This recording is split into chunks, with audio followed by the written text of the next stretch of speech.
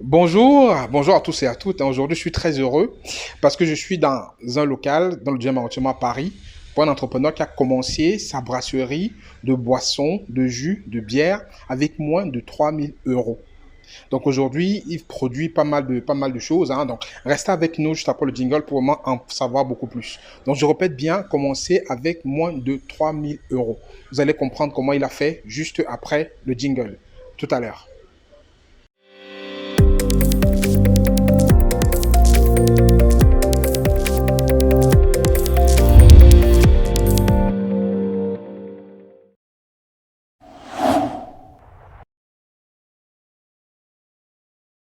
Bonjour à tous, hein, je suis avec Jad. Bonjour. Bonjour Jad. Bonjour, bonjour. Donc je suis dans sa brasserie-restaurant Ouais. dans Paris. On a le 12e, c'est ça? 12e, ouais. Le 12e arrondissement de Paris. Donc aujourd'hui, on va voir comment est-ce que vous pouvez lancer votre activité de brasserie avec moins de 3 000 euros, que vous soyez en Afrique ou en En Occident. Europe, ouais. Donc restez connectés parce que Jad va nous partager son parcours, comment est-ce que lui-même il a fait pour pouvoir monter cette activité-là, et comment est-ce que toi qui verras la vidéo, comment tu peux aussi faire pour monter l'activité. Parole, parle-nous un peu de toi. D'accord. Donc, je suis Diat Payan. Je suis formateur, brasseur et entrepreneur parce que je fais dans beaucoup de domaines. Mhm. Donc, j'ai grandi, né et grandi au Cameroun. Oui, Et je suis arrivé en Europe et j'ai fait des études de droit. d'accord. Et j'ai travaillé un peu dans le salariat, mais pour moi, c'est totalement insatisfaisant, hein. J'ai estimé que je gagnais pas assez. J'estimais que je gagnais pas assez. D'autres personnes peuvent être à l'aise dedans. Mais Oui, moi, je oui. n'étais pas du tout à l'aise parce que j'estimais que je pouvais gagner mieux et Oui. plus. Et donc, je me suis un peu intéressé à l'univers agroalimentaire afro. Et je me suis rendu compte que voilà, les Africains n'ont aucun contrôle sur leur agroalimentaire en Occident. Un peu une bonne partie aussi en Afrique. Et donc, je me suis rendu compte que c'était un marché vierge. Que c'était un marché vierge à conquérir. Donc, raison pour laquelle je me suis formé. Après m'être formé, j'ai commencé à créer des produits. Et c'est ainsi que j'ai créé ma brasserie, mon restaurant, et voilà, et contenu de formation pour dispatcher mon Très savoir. bien, exactement. Donc effectivement, ça part d'un constat en fait, c'est-à-dire que tu étais salarié, Oui, n'était pas satisfaisant pour toi, tu t'es intéressé dans une problématique qui est concrète, le fait que les Africains ne transforment pas assez oui, l'agroalimentaire qu'ils produisent ou qui existe sur le terrain. Et au fond, aussi que c'est un marché, même aujourd'hui, qui est un marché qui n'est pas encore très occupé par les Africains, hein. Il y a beaucoup d'Asiatiques, d'Européens. C'est vrai que quand on voit des cas comme le tien, c'est des cas vraiment mettre en avant, parce que ça montre que les Africains doivent aussi prendre leur place dans cet environnement-là qui est aujourd'hui transité par d'autres personnes. Donc maintenant, explique-nous comment est-ce que tu as commencé. Tu as maintenant vu en fait qu'il fallait que tu te lances parce que tu oui, n'étais pas satisfait de la situation que tu avais. Et je oui. pense qu'il y a beaucoup de personnes qui vont certainement, ça fait écho chez eux par rapport à ça. Donc comment est-ce que tu t'es lancé, par quoi tu as commencé, comment est-ce que tu as fait pour aujourd'hui arriver à avoir ce que tu as aujourd'hui comme activité. D'accord, mais il faut bien tenir compte qu'au début, c'est pas facile parce qu'il y a une phase de transition.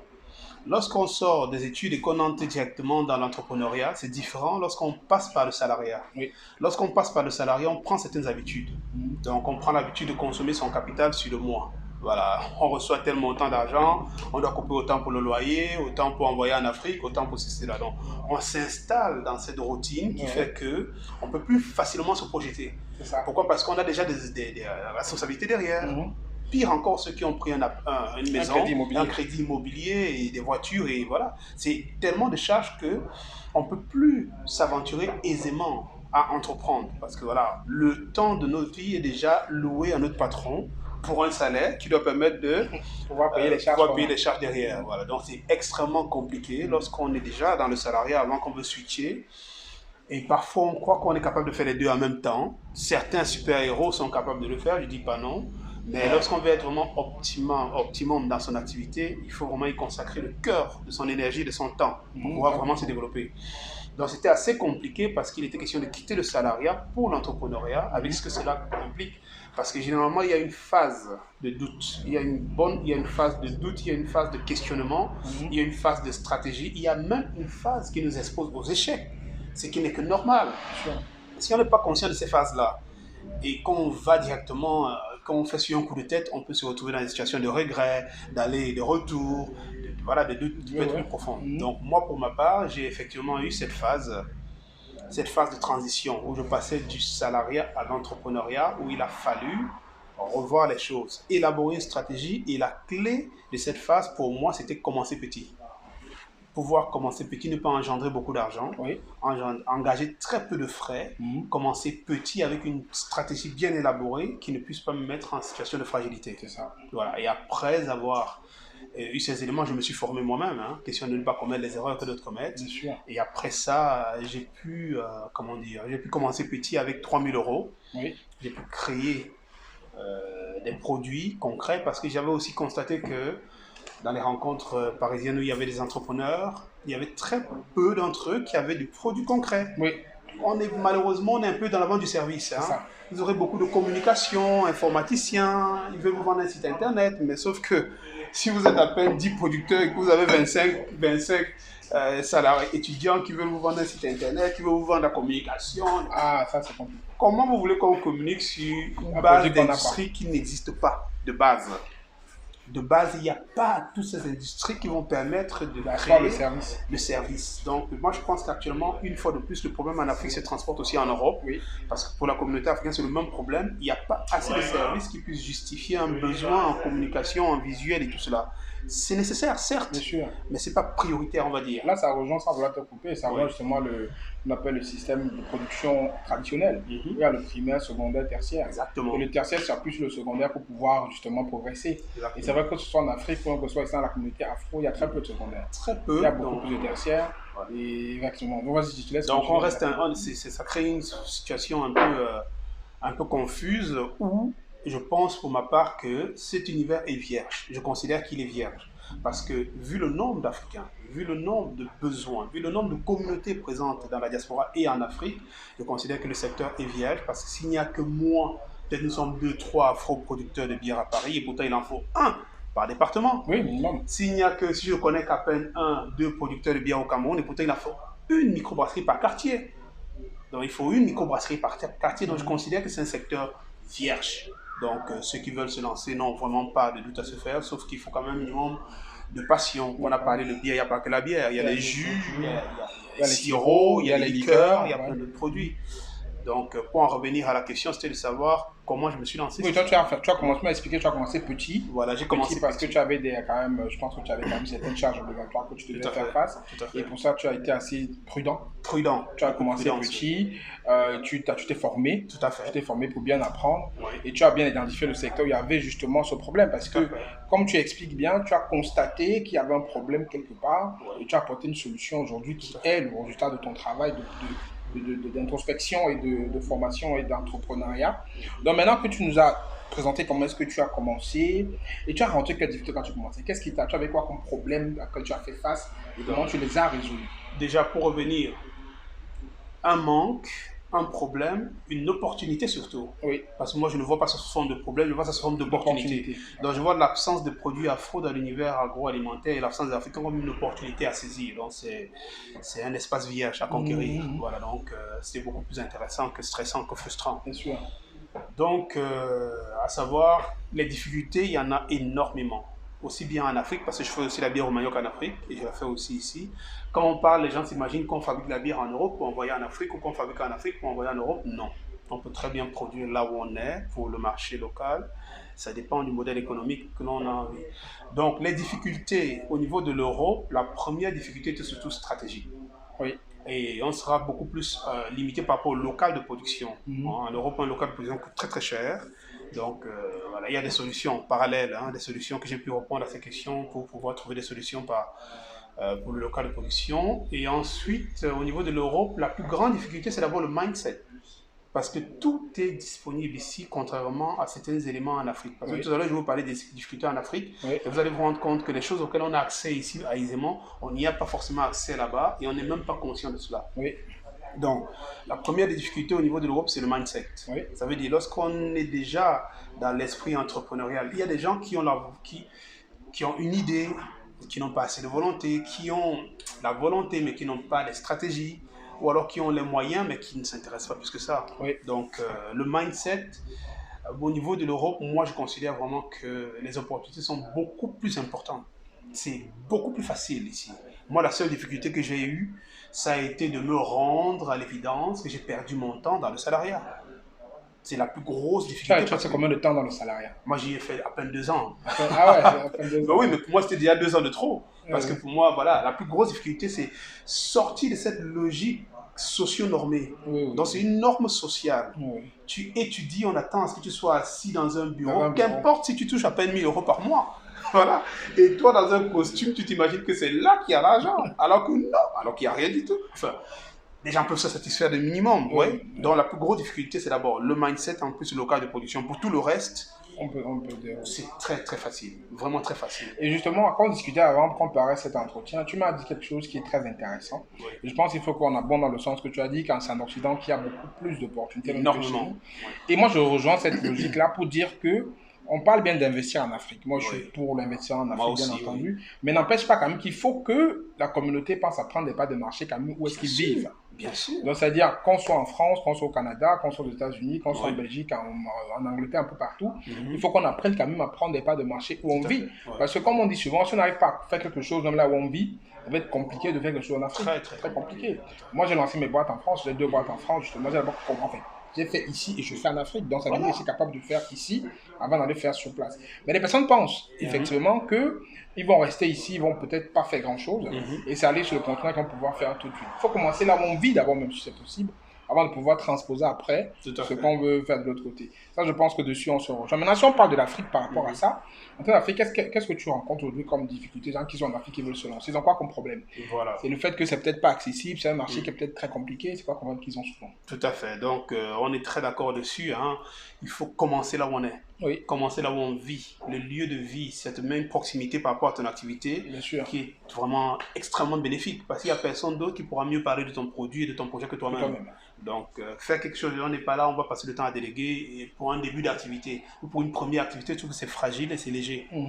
Maintenant, les difficultés en Afrique. Hein. Je vais vous donner 3 principales difficultés auxquelles on ne sait même pas qu'on va être heurté. Parce Oui. que la première, on s'imagine, parce que c'est lorsqu'on est dans cet univers qu'on comprend. Moi, je suis dans l'univers des entrepreneurs africains aussi là-bas. J'ai des groupes là-bas avec lesquels je travaille et avec le temps, je me suis rendu compte que tous se heurtaient au même problème en général. Et un des premiers problèmes, c'était surtout au niveau des contenants, des bouteilles. Oui. Les bouteilles. Je vais vous donner un petit exemple très simple pour le cas du Cameroun, ce qui est valable dans tous les pays. J'ai été dans d'autres pays africains. Il n'y a pas de bouteilles. Il n'y a pas assez de bouteilles. C'est le matériel. Il n'y a pas assez de modèles de bouteilles. Par exemple, je veux faire la bière, j'ai besoin de bouteilles de 33 centilitres. Où est-ce que je vais aller acheter des bouteilles au Cameroun?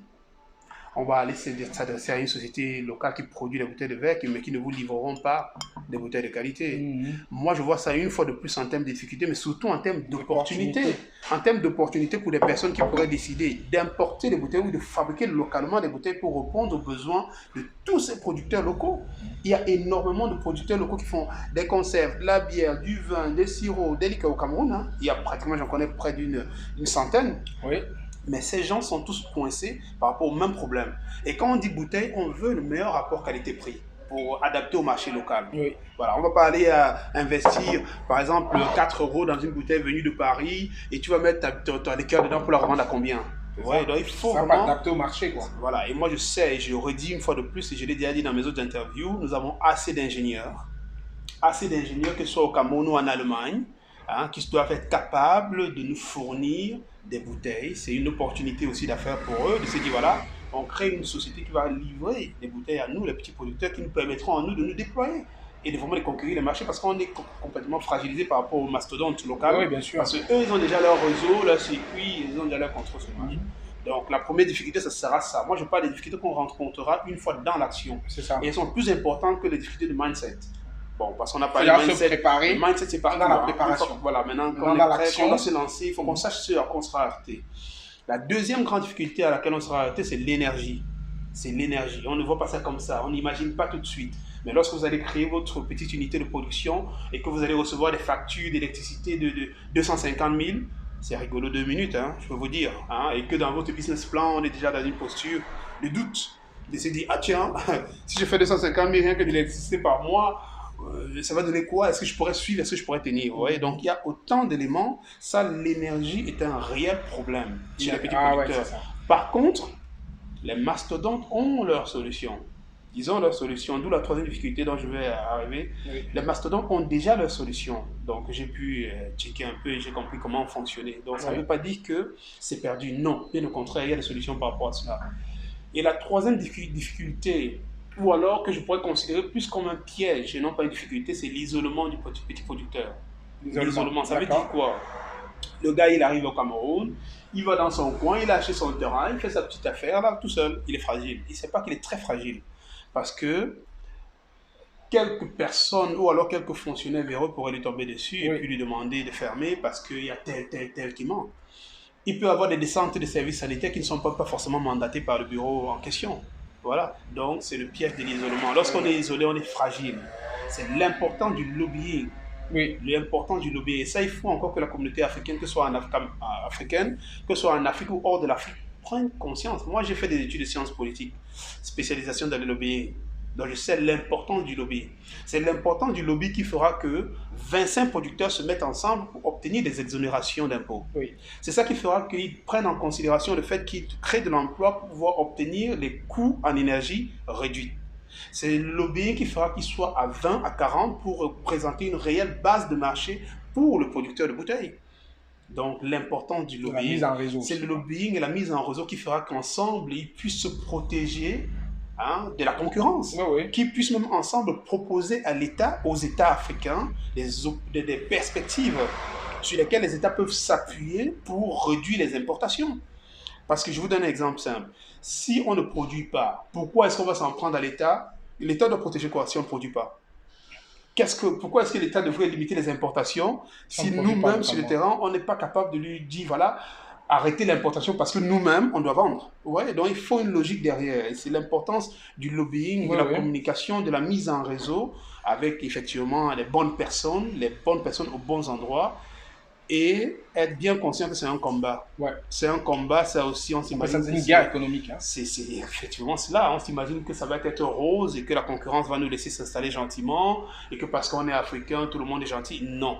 Non, non, non, non, non. Il y a toute une série de stratégies à mettre en place pour être sûr que dans ce combat où on se lance, on va réussir. Voilà, donc c'est quelques éléments. Quelques difficultés. Quelques difficultés. Donc l'énergie, surtout l'énergie, les emballages. Oui.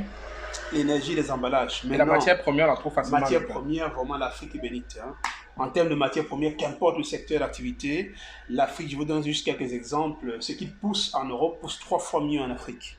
Parce que nous n'avons pas l'hiver. Parce que beaucoup de gens ont voulu nous faire croire qu'il y a des plantes qui ne poussent qu'en Europe. Et la naïveté de l'Africain, entre guillemets, je suis sans être méchant, fait qu'on s'imagine par exemple que le raisin ne peut pousser qu'en Europe, que le malt d'orge ne peut pousser qu'en Europe, parce que psychologiquement et l'éducation justement, quand nous limite. On nous parlait des pommes de France. Voilà, on s'imagine que les pommes de France ne peuvent pousser qu'en France. Donc c'est le mindset une fois de plus. Donc l'importance du mindset, le mindset libère l'individu. Il a une autre posture psychologique, il a une autre lecture du monde. Il ne prend plus l'information de façon naïve. Il n'absorbe plus. Il absorbe de façon naïve. Parce qu'il faut absorber. Même quand il y en a qui absorbent comme des éponges, mais qui ne savent même pas analyser. Voilà. Ils absorbent, et après ça conditionne la façon de réfléchir. Donc en termes de matières premières, franchement, tout est là et en abondance. Franchement, moi je trouve que c'est une aberration, même d'importation, c'est une aberration en Afrique. Importer, c'est aberrant. Parce qu'on doit plutôt exporter et non importer. Mais pour cela, il y a un travail qui doit être fait à la base. Non, moi, on reste convaincu en fait qu'aujourd'hui, avec toutes les choses qui se font, avec on a une vraie tendance, une vraie vague de personnes aujourd'hui qui essaient de ramener un peu de conscientisation à la communauté. Moi, on reste convaincu que notre génération va être une génération qui va vraiment inspirer et initier ce changement. Moi, je suis convaincu. On va l'initier et je reste convaincu aussi que dans quelques années, c'est l'Afrique qui va nourrir le monde. Moi, je pense juste qu'on est en train de poser les bases pour le faire, mais que ça viendra comme ça. Mais je voudrais qu'on revienne un peu sur comment tu as démarré. Tu as parlé de 3 000 euros. Oui. On va parler un peu chiffres. D'accord. Après, essaie un peu de dire à peu près tu as commencé quand, avec quel budget, comment est-ce que tu as évolué. Et aujourd'hui, je ne demande pas tes chiffres en détail, mais aujourd'hui, à peu près, dans quelle option quelqu'un commence avec 3 000 et qui suit la même optique que toi, peut penser, espérer, parce que ça fait combien de temps que tu fais ça? Ça fait 5 ans, tu m'as dit? Oui, 5 ans environ. Donc, tu as commencé à 3 000 euros il y a 5 ans. Aujourd'hui, concrètement, comment tu as évolué? Est-ce que tu as fait des prêts? Est-ce que tu as fait recours à des crédits? Est-ce que tu as réinvesti ce que ça t'a produit? Comment tu as trouvé? Est-ce que c'est les clients que tu as m'expliquer comment tu les as trouvés. Est-ce que c'est les clients qui t'ont permis d'avoir le capital pour monter? Comment ça s'est passé? Alors, déjà, j'ai commencé effectivement avec 3000 euros. Microproduction et stratégie. La stratégie consistait à produire de très faibles quantités, les commercialiser et réinjecter le bénéfice au fur et à mesure. Pour réinjecter le bénéfice, je ne me suis jamais endetté, je n'ai jamais pris de prêt, je fonctionne sous fonds propres. Donc, j'ai commencé l'entrepreneuriat il y a 5 ans, mais comment dire, la production et la vente, il y a de cela, on va dire, 2 ans. 2 ans. Voilà, donc quand je dis 5 ans, c'est du début, mais vraiment du tout début. Ça veut dire que c'est le moment où moi, j'allais me former, moi. Où j'allais maintenant apprendre à fabriquer la bière, apprendre à fabriquer les conserves, apprendre à fabriquer les jus, apprendre à fabriquer les liqueurs. Ça prend du temps. Donc il y a eu ces deux phases. La première phase, c'est une année où je me formais dans toutes sortes de choses. La deuxième année où je créais mes propres produits. Ce qui est intéressant, en fait, ce que je veux souligner, c'est qu'une écoute, c'est que beaucoup de personnes se forment mais n'appliquent pas. Toi, l'avantage, je pense que c'est ça qui fait un peu ton succès aujourd'hui, c'est que tu as appliqué ce que tu as fait. Absolument. Alors qu'il y a beaucoup de personnes, justement, malheureusement, qui vont venir même à tes formations, mais qui derrière ne vont pas être suivies d'action. Donc, c'est important de prendre une formation et d'appliquer. Très important. Oui, alors, par rapport à cette posture psychologique de prendre, c'est bien, c'est beau, c'est ce qu'il faut dans l'idéal. Mais n'oubliez pas que certaines personnes, vous leur donnerez toutes les opportunités, ils ne vont pas les saisir. Et je peux vous dire, les toutes premières formations que j'ai données au Cameroun, c'était les diasporas qui envoyaient leurs frères ou leurs sœurs se former. Et c'est pas parce que quelqu'un est couché dans son fauteuil en train de regarder la télé que tu vas le guider. L'action, quoi. Quand on n'est pas prêt ou qu'on n'a pas envie, on ne le fera pas. C'est pourquoi il faut une part de passion. Maintenant, ça a changé. Maintenant, je ne forme que des gens passionnés à la base. Donc, vraiment, la personne qui débourse son argent pour se former, il sait très bien que derrière, il a l'intention de capitaliser. Voilà. Donc, j'en reviens encore sur... Donc, tu as évolué en fait en fonds propres, oui. 3000. J'ai injecté 3000 là, en me disant, voilà, 3000. Dans les 3000, je dois dégager des bénéfices dans ces 3000. Si je ne dégage pas des bénéfices dans les 3000, je n'évolue pas. Donc, il y a eu la première année où je me suis formé, la deuxième année où j'ai expérimenté le fruit de mes formations, et la troisième année où j'ai commencé à produire et vendre. Il était question surtout pour moi de bosser avec des finitions. Vous allez voir à Château-Rouge, dans certains endroits, des gens qui vont vous vendre du jus de gingembre dans des bouteilles plastiques. C'est des entrepreneurs, mais qui ne pensent pas aux finitions, qui ne pensent pas au détail de la chose. Au détail, alors que le truc se joue parfois dans le détail. Le diable dans les détails, de toute façon. Donc, il a été question pour moi, il était important de produire, de proposer un produit bien, avec des finitions, et de continuer à développer. Et ensuite, forcément, j'avais mon marché. Tout ce qu'on fait qui est bien trouve son marché. Et je n'ai même jamais pris, de commercial pour développer l'activité. C'est dit que je m'en sors déjà sans avoir atteint une phase de développement d'activité là. Pour développer l'activité, il lui fallut que je prenne un commercial et que j'envoie prospecter des marchés. Donc les quelques marchés que j'ai déjà me satisfont déjà assez. C'est dire, je travaille avec quelques bars à cocktails aux Champs-Élysées qui prennent mes liqueurs, avec quelques restaurants qui prennent mes bières et quelques structures qui prennent mes jus. Donc rien qu'avec, on va dire, environ 5 partenaires, je parviens à répondre à une offre déjà très importante. Si je vais vous donner un indice de calcul, pour que vous n'entrez pas trop dans mes chiffres. C'est ça, oui, bien sûr. Je vais vous donner juste un indice de calcul. Oui. Un restaurant, en fonction normale, peut prendre 50 bouteilles par jour. 50 bouteilles, c'est 50 couverts, c'est en moyenne. Donc, peut prendre 50 boissons. Donc, moi, je leur vends des bières. Supposons je vends la bière à 2 euros. Moi, c'est le prix de gros. Par exemple, dans mon restaurant, je vends ma bière à 3,50 €. Mais si je dois la livrer à un restaurant, je la vends à 2 euros. Donc, ça veut dire, on peut donc dire 2 euros x 50 par jour. Un restaurant. Pour un restaurant. Et maintenant, on va multiplier donc 50 x 7. Donc, ça fait 700 euros. Ça fait 700 euros. Non, ça fait 700 bouteilles. 700 bouteilles. Maintenant, 700 bouteilles x 2 euros. Entre guillemets. Comme ça, vous avez une idée un restaurant par semaine. de ce qu'un restaurant peut vous fournir par semaine. On est environ. Même si c'est 800, c'est déjà énorme. Oui. Maintenant, si vous multipliez ça par 3 restaurants ou par 4, vous voyez ce qu'on peut obtenir sans avoir besoin d'un prospecteur. Parce que ces restaurants, c'est des gens qui m'ont vu sur Internet, qui sont venus proposer la collaboration. Je n'ai même pas prospecté. Donc, ça veut dire que si je mettais un étudiant en communication sur le coup ou en commercial, je pourrais me retrouver avec une demande plus importante que l'offre. Une fois de plus, l'évolution doit être progressive. Lorsque je veux grimper en volume, seulement alors, je pourrais coopter une personne pour pouvoir déployer. Donc, pour l'instant, vu que j'ai réussi à écouler tous mes produits qui sont même en flux tendu. Voilà, donc voilà un peu de là où j'étais à là où je suis à présent, avec effectivement des perspectives de développement. Bien sûr. Perspectives de développement en tant que, voilà, grimper en volume, aussi bien en Afrique qu'en Europe, et dupliquer mes espaces. Espaces de production. Non, pas de production, de consommation. De Parce que consommation. moi aussi, j'ai une autre logique, c'est de se dire, je vais vous dire une petite anecdote que vous compreniez un peu ce qui s'est passé. Au début, quand je faisais des petites quantités, je faisais 50 bouteilles, 60 bouteilles, j'ai essayé de vendre dans le plus gros bar africain de Paris. Vous connaissez le plus gros bar africain de Paris? Non, c'est okay. Le plus gros bar africain de Paris, d'après mes recherches, ça s'appelle Est-Ouest. C'est entre la gare du Nord et la gare de l'Est, lorsque vous prenez le virage. Et ça appartient à un Sri Lankais, je crois. Et donc, je suis allé là-bas négocier pour placer mes boissons. Ils n'ont pas voulu. Ils m'ont dit non, mais c'est bien, il y a peut-être des Africains ici, mais moi j'achète telle marque que nous connaissons tous à 1,50 € que je revends à 5 €, donc j'ai pas besoin de vos produits. Et moi, au lieu de vivre ça comme un échec, je me suis dit, mais c'est plutôt un message de me dire d'aller créer mes propres bars.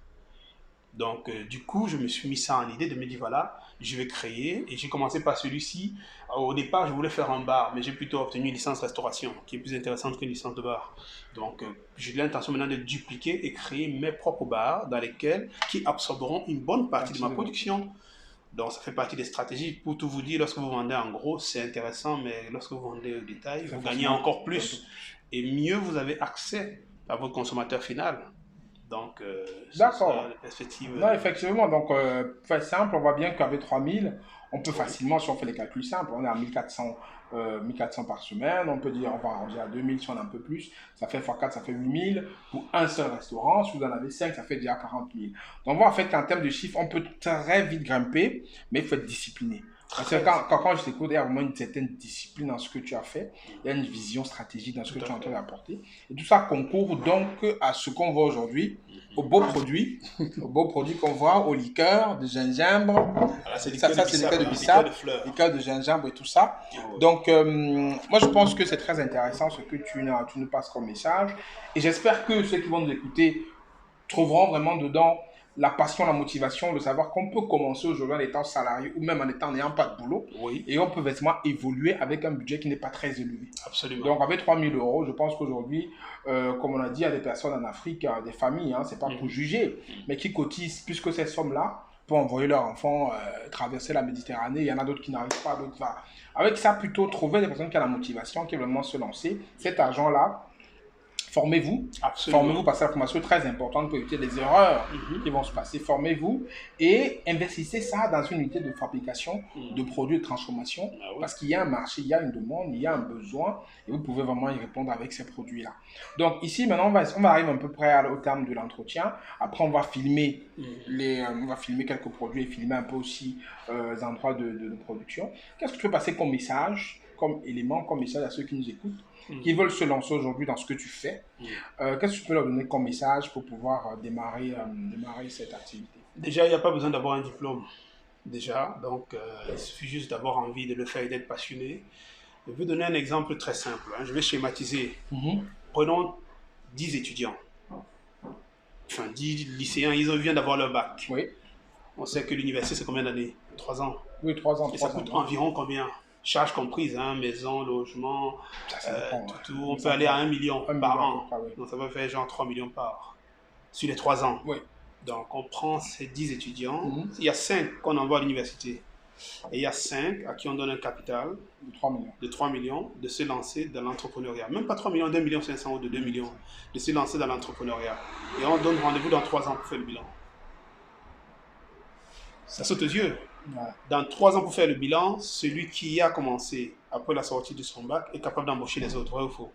Il est capable d'embaucher. S'il est bien encadré, s'il a bien évolué, il est capable d'embaucher les autres. Après, ça ne veut pas dire qu'on doit arrêter les études. Ça ne veut pas dire que même si on arrête les études, ça ne veut pas dire qu'on doit continuer à développer sa culture générale. Parce que mon grand constat, pourquoi est-ce que l'Afrique charrie autant de chômeurs?